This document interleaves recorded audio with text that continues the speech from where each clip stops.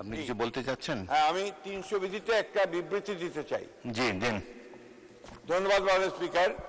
আমি সংসদে অবগতির জন্য জানাচ্ছি যে আমাদের মাননীয় প্রধানমন্ত্রী তিনি তার ঐচ্ছিক তহবিল থেকে আমাদের বিরোধী দলের সদস্যদের আসনগুলোতে সিটি কর্পোরেশন বাদ দিয়ে প্রায় 20 কোটি টাকার মসজিদ, গোরস্থান এবং ঈদগাহের জন্য মঞ্জুরি বরাদ্দ করেছেন। ধন্যবাদ মাননীয় স্পিকার।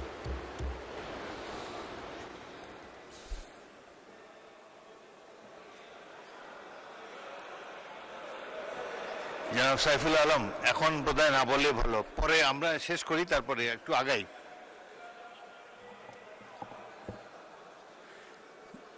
মাননীয় এলজিআরডি মন্ত্রী, স্থানীয় সরকার মন্ত্রী, আপনার কথা শুনতে পাইনি, আপনি মাইক অন করে বলুন। মাইক দেন ওনাকে।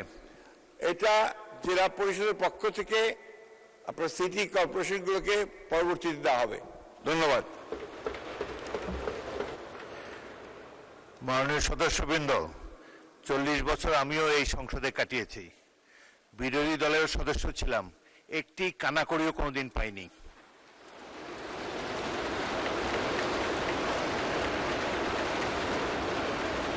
পাঁচবার গ্রেফতার হয়ে জেলে গিয়েছি, এটুকুই পেয়েছি। প্রাপ্তি